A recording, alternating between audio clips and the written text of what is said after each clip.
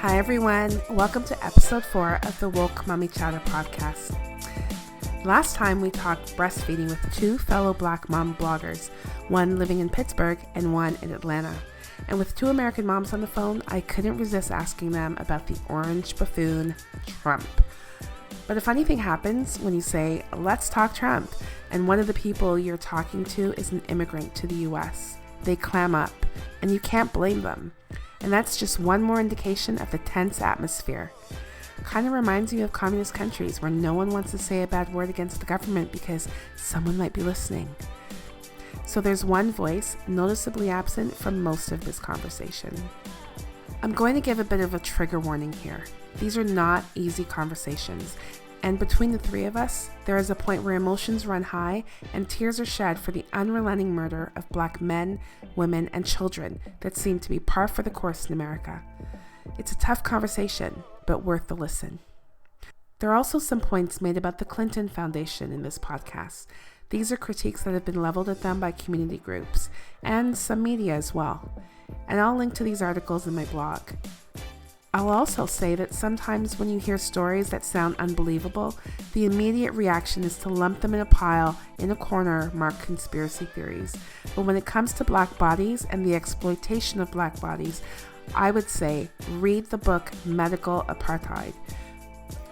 Parts of this is heavy, there's swearing, so hide your kids. Can we talk about Trump?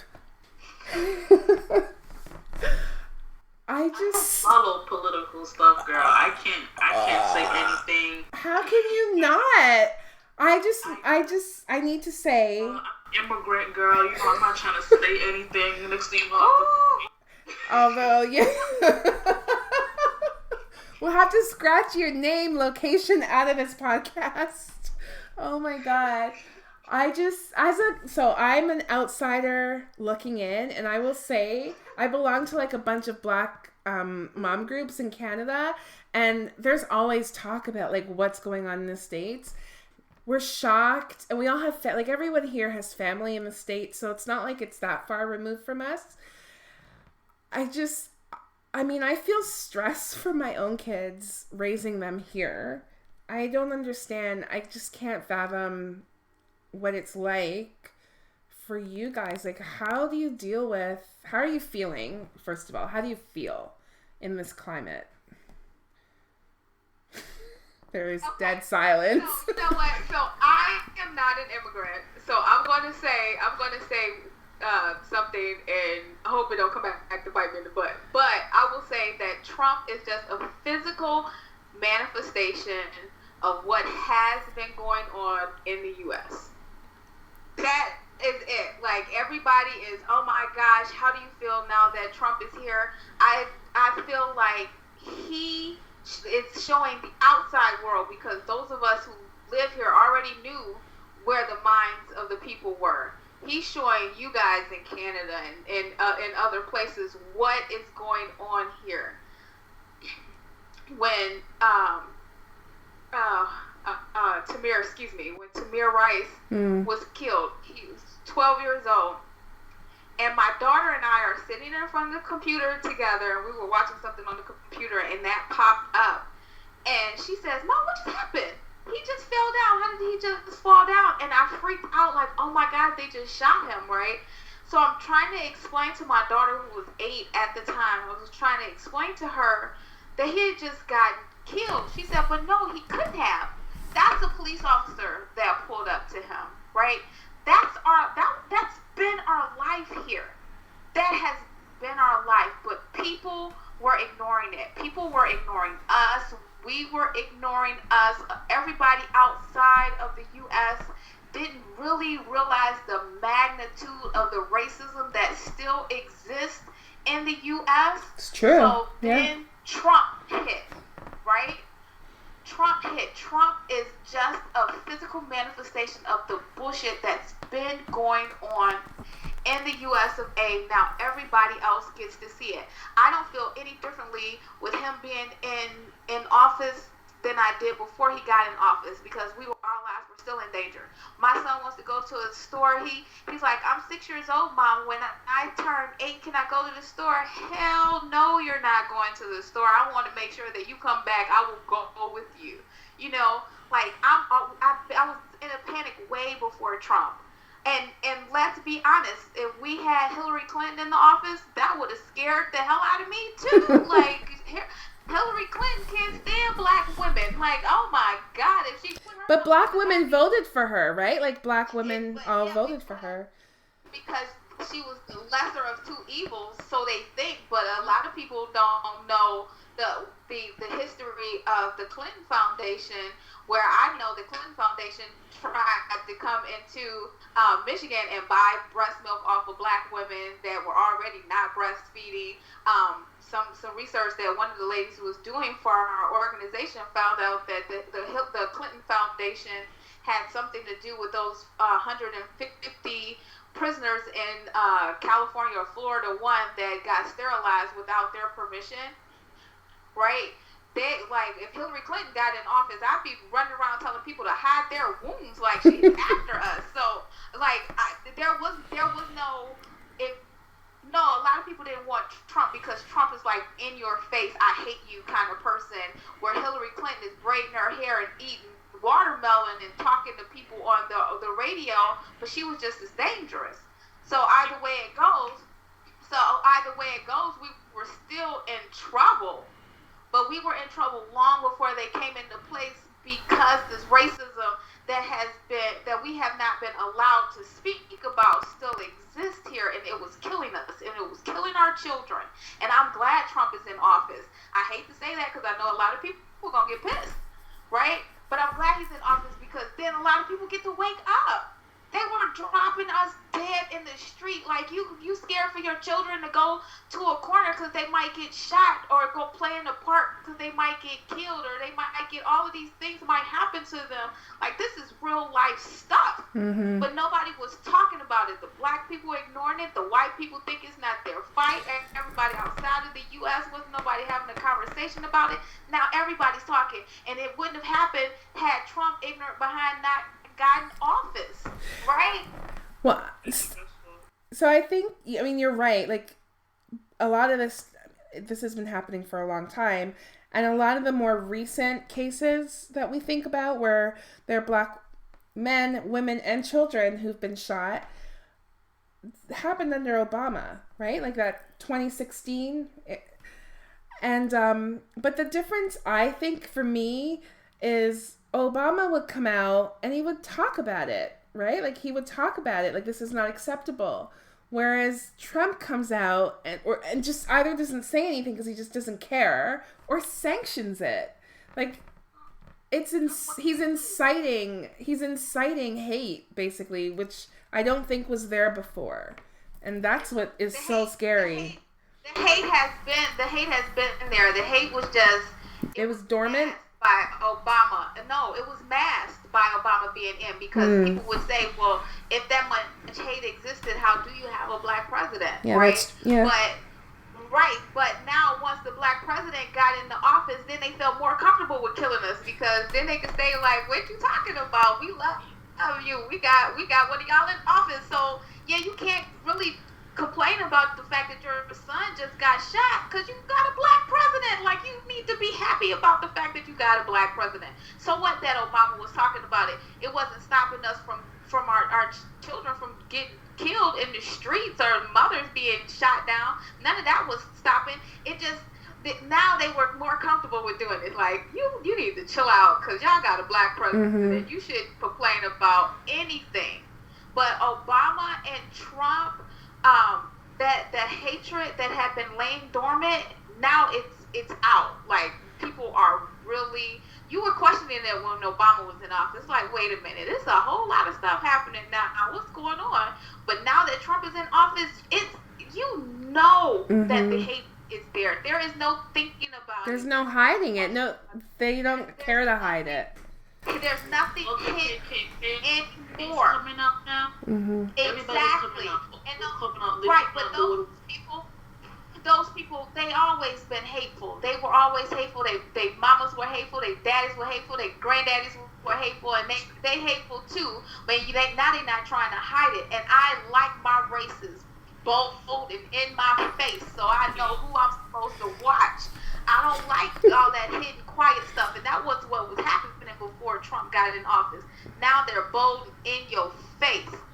So I appreciate it, but the question is what are we going to do about it? Yeah. Because these conversations need to happen because the same way slavery happened once before, it'll happen again if we keep letting the kind of stuff that Trump is doing pass. And now you see how many races actually exist. What are we going to do about them? Right? So I'm glad he's in office. I really am, because I get a chance to look at my neighbor and say, oh, I see that Trump sign in your yard, so I'm going to watch you. And I see it in your car, so now I got my eye on you. Like, and now I love you know exactly who you're dealing with. I know who I'm dealing with, and I like my races bold in my face. Don't come sneaking up behind me. I like knowing who you are up front. Yeah, we don't do bold racism in Canada. It's really like under the radar and insidious. Well, but that's how it happened here too, right? It happened the same way here, but Trump has given people big hairy balls now to come and step out of their closet, and I appreciate it. I appreciate it because then I know that what to look out for, and I also like that it's pissing black people off, and we work better under fire.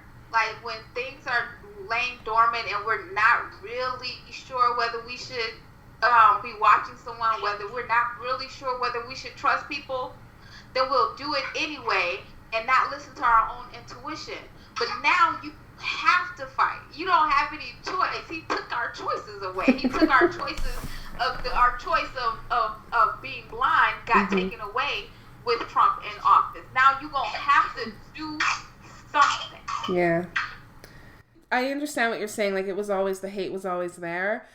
But have you experienced, would you say you've experienced, like, more instances of overt racism under Trump, like, now?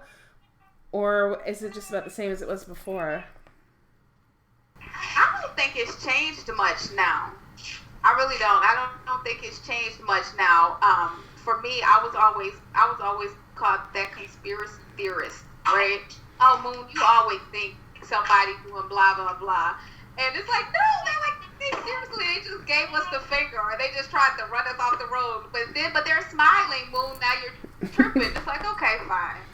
But now I can say that same person that I told you guys were trying to run us off the road 2 years ago, like now they got a Trump sign. Now you believe me now, right? So no, I don't think it's any different now, because I was always that person that I would pay attention to people, and it's like what you just said was really sneaky, but you said it in a way that would have somebody who doesn't think that racism still exists saying, and well, maybe they didn't quite mean it that way, but I was never fooled. I always knew that racism hadn't went anywhere. Like, that stuff is in your genes. That's why a lot of black people have as many issues as we have now, is because all of the pain that we've gone through is still in our genetics, and we still suffer from it. The same way that hatred is still in their genetics, and they're still suffering from the same things. They were still suffering from that same hatred. That same hatred still existed, but they felt a need to hide it before, and now they don't. It never went away. And now that's what I'm saying. Like, I don't think it's changed much, because the same people that I always thought were racist are just, they are. Yeah. Now they're just showing it. That's really interesting what you said, because I did see that, that study or whatever it was, it said that black people who come from a history of slavery, because of the trauma that they've experienced, it's passed down through your DNA, right? That trauma. And it's interesting what you say about hate, like that being passed down too. And that's a really good parallel. That's really interesting. Well, you know what? So they had an article. I didn't see that one, but I read an article about the Jewish community and about everything that they dealt with, and about them needing to heal heal from that, and they need to start seeking therapy in order to heal from the trauma that the Jewish people dealt with.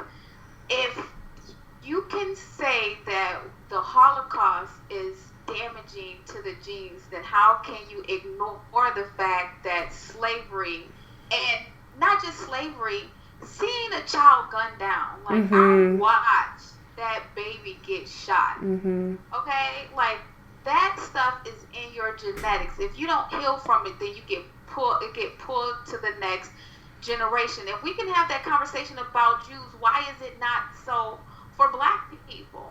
We dealt with the same kind of trauma, and for longer. That's right.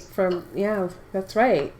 Right. So, but because Black people are not supposed to talk about our pain, we're not supposed to talk about our hurt, we're not supposed to talk about mental illness at all. But there's even those questions from the medical community about whether Black people even feel pain, right? Like medical students and doctors routinely under-medicate Black people, even here in Canada, for pain. They don't give enough pain medication to Black people because they feel like we don't feel as much pain. So absolutely. What you're saying is absolutely right. Absolutely. Yeah. Absolutely. But this is one of the things that I like. I'm sorry, I'm getting a little emotional, but this is one of the things that I appreciate about Trump, is because now we're having these conversations. And we wouldn't have had these conversations without him. We would not have had these conversations without his hate being so bold and so in your face, that we would have kept going on with Black people don't feel pain, Black people don't have mental illness, Black people don't need to heal from slavery. Like, you just shut up and do what we tell you to do, and be happy that you had a Black president at some point, like you have some Black millionaires.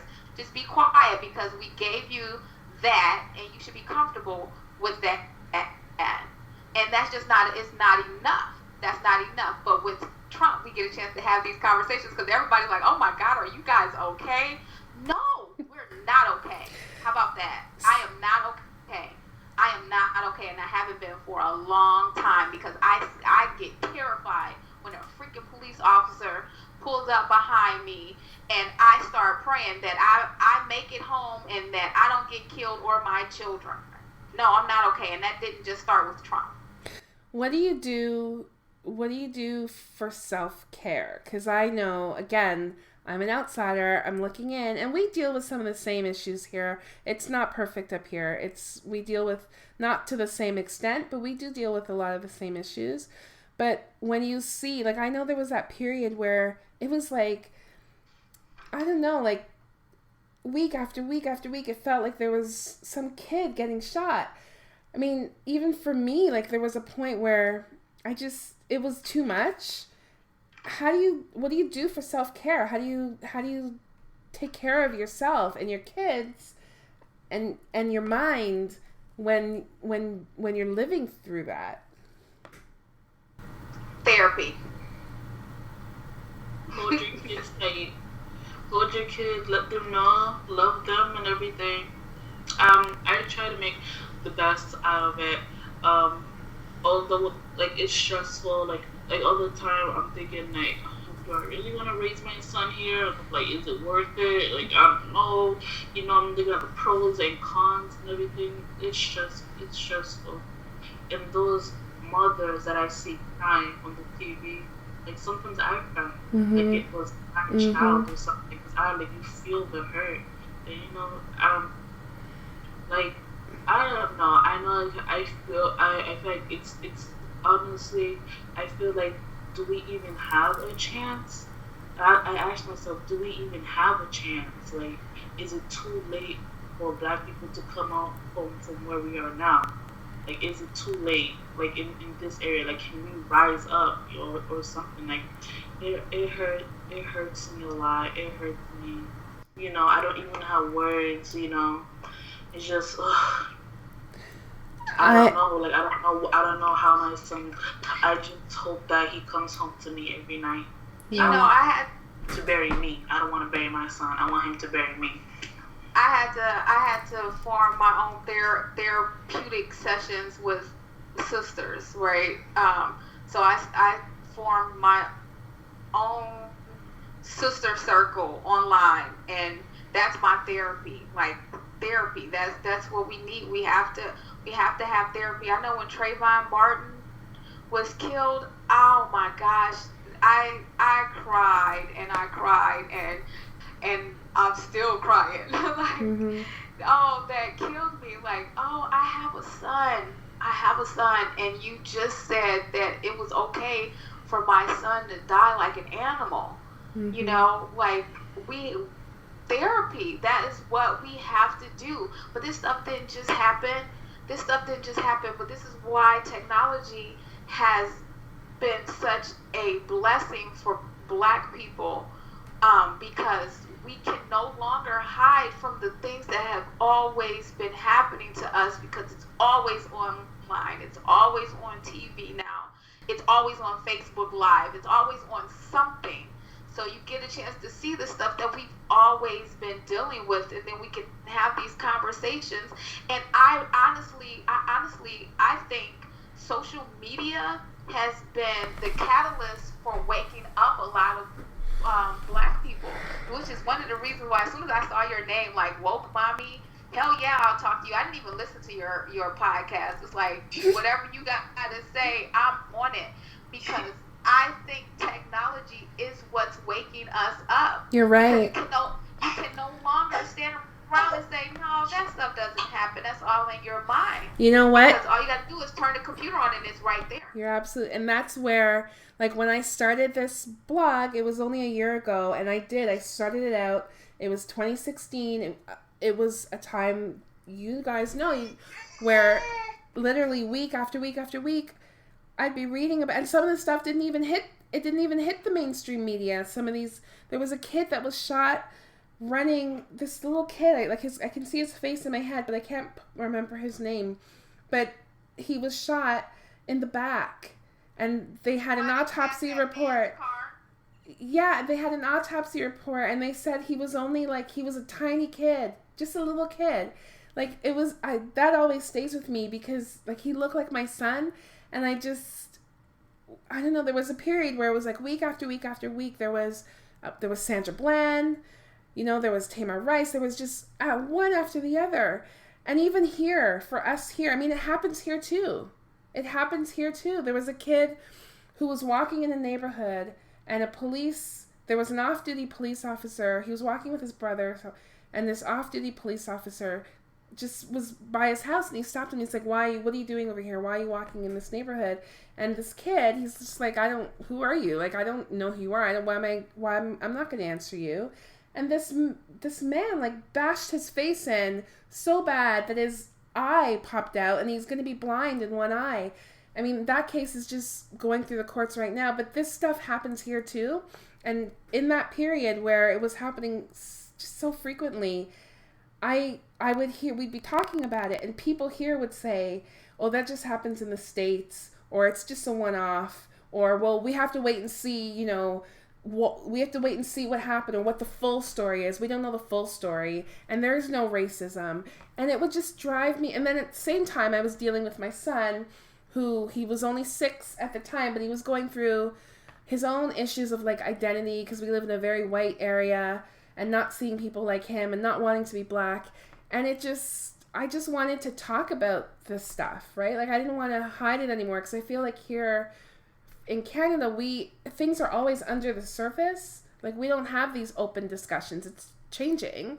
But I wanted to just bring it out and let people know that this is real, right? This stuff is happening, and it happens in the States, and it happens here in Canada too. And yes, racism is still alive and well, and just because you may not be dealing with it, that doesn't mean that it doesn't exist, So I don't know, I feel for you guys, and Black moms over here, everyone, we see what's happening in the States, and it's just shocking and scary. But it's always been happening in the States. Yeah, you're right. That's the thing. It's always been happening here, but now we have social media. right? Yeah, So you asked that question about why so many Black people online, because social media has given us a voice where we didn't have one before. Yeah. Social media has given us the opportunity that mothers are waking up one mother at a time.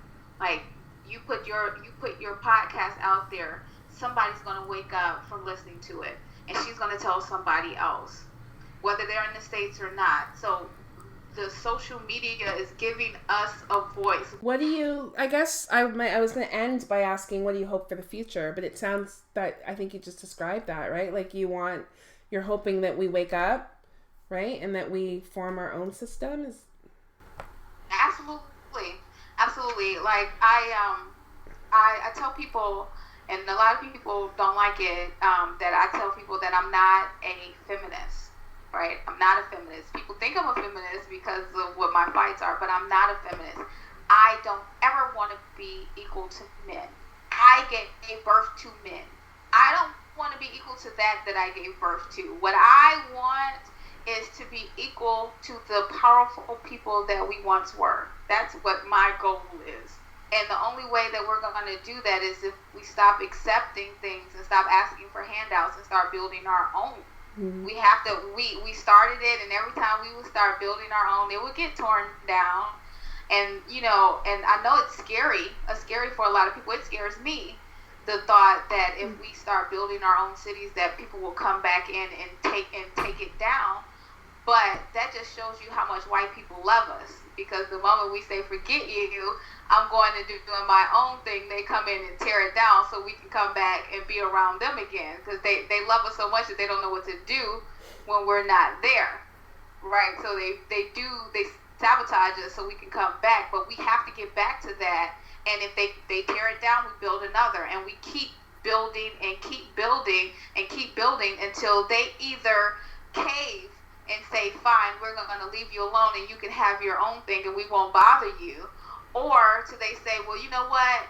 Please come back. We need you, or we'll stop killing you. Just stay with us. Like one of the two.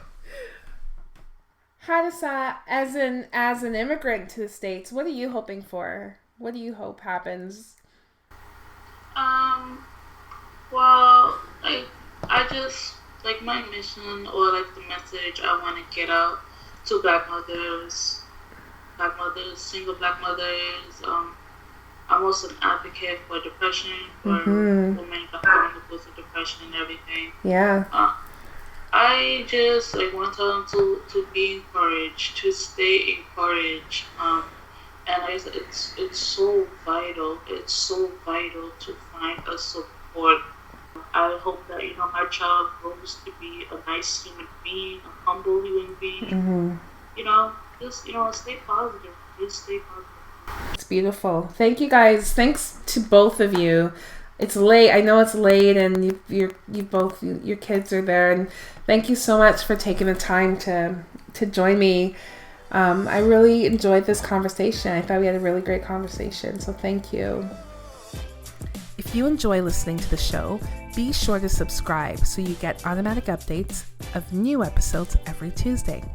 Don't forget to follow Woke Mommy Chatter on Twitter at Woke Mommy, on Instagram, and follow along on Facebook at Woke Mommy Chatter.